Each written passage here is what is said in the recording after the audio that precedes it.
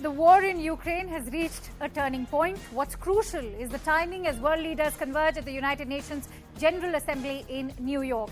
Hello and a very warm welcome to World 360 with me, Akanksha Swaroop. We'll dive deep into the changing world of geopolitics. But first up are the headlines.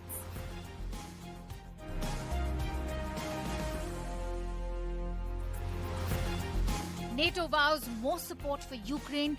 This as referendum begins in Russia-occupied regions of Ukraine soon after Putin announced partial mobilization.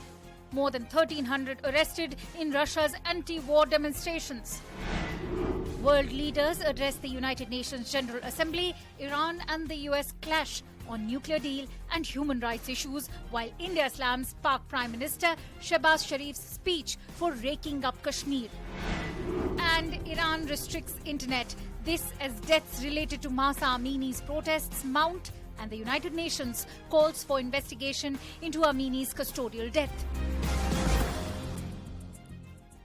So Russia and Ukraine take center stage on our show today. Russian President Vladimir Putin has raised the nuclear spectre in Ukraine. And not just that, he has ordered partial mobilization of forces, a first for Russia since World War II. An issue that was also addressed at the UNGA by Ukraine's president.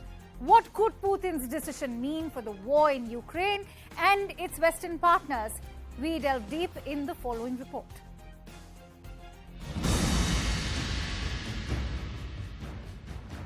Vladimir Putin sent shockwaves across Russia and the international community. This as he ordered the country's first mobilization since World War II. Russian citizens can be sure that the territorial integrity of our homeland, our independence and freedom will be provided. I will stress once again, with all the means at our disposal.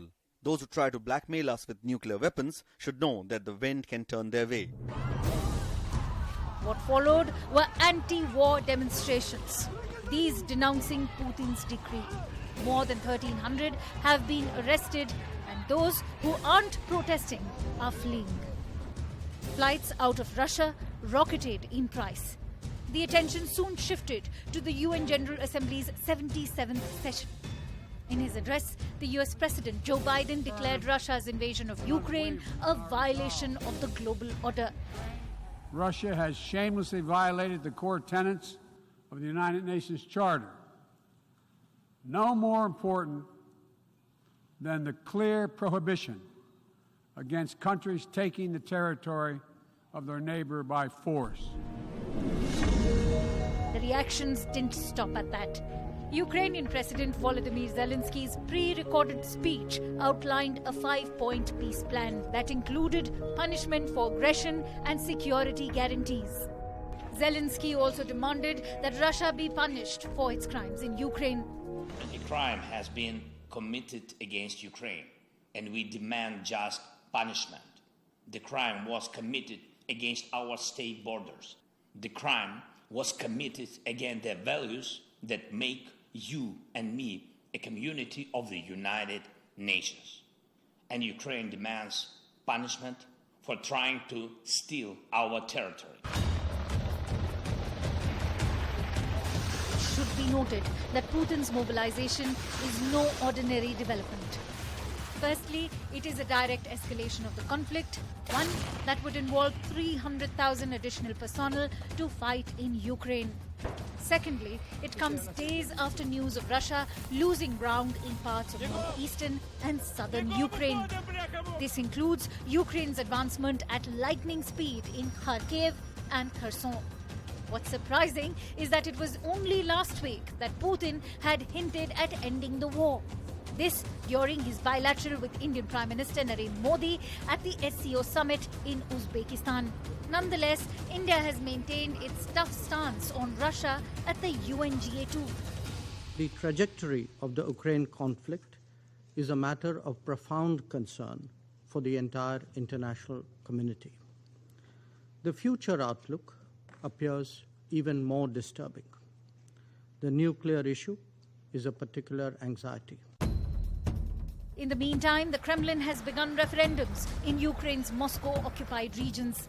These include 4 regions: Luhansk, Donetsk, Kherson and Zaporizhia. The vote will lead to Russia's formal annexation of swaths of territory. something already done in the case of Crimea in 2014. Russia's move has already received Western condemnation. Perhaps because the vote will only escalate the war between Russia and Ukraine, backed by the NATO military alliance, only raising the dreaded possibility of World War III. Bureau Report, CNN News 18. And so this is the turning point in the war between Russia and Ukraine. But what does it mean for Russia and for the Western allies of Ukraine? Let's try and get in a sense of perspective. And for that, I'm joined in by CNN's Claire Sebastian, who's joining us live from London with more. Many thanks to you, Claire, for joining our broadcast today. Now, Claire, Putin's partial mobilization has sparked protests across Russia. Over 1,000 have been arrested. What will Putin's military call-up possibly mean for Russia and the war? Yeah, so for the war, I think it's not exactly clear what this means yet. Experts will tell you that even if they do manage to call up 300,000 people, as the defense minister said, that will happen in waves and it will take some time to get them trained up and onto the battlefield. So certainly if you look at the comment today from the Institute for the Study of War, which is a think tank, they believe that this will be just enough forces to offset Russian casualties on the battlefield, not enough to turn the tide. So it's not exactly clear that this will change Russia's fortunes on the battlefield, but it will most likely allow them to keep going for longer in this war, which of course sets up a challenge for Ukraine. But as for Russia itself, we are seeing a bit of a sea change. For the first time in about 6 months, we're seeing protests, anti-war protests on the streets. More than 1,300 people as of Thursday have been arrested, according to the independent monitoring group OVD Info. That is, a relatively small number based on what we saw at the beginning of the war. But given the climate in Russia, the criminalization of even calling this a war, the intensifying of penalties for things like evading military service and desertion, it is significant. These people who are showing up on the streets are demonstrating significant bravery. We're also seeing signs of queues at the border and increased demand for flights and an increase in prices for flights. So you do get the sense anecdotally at this stage that there is a growing tide of panic. So far in this war, it really hasn't affected the everyday lives of Russians that much. It appears now that is changing. Even though this is a partial mobilization, even though it's only really people so far who have served in the military, who have some military experience, most people will know someone who is at least believed to be eligible. So this is now hitting home for Russians. All right. Also, Claire, after reclaiming major territories, Ukraine has now reached a turning point in this war.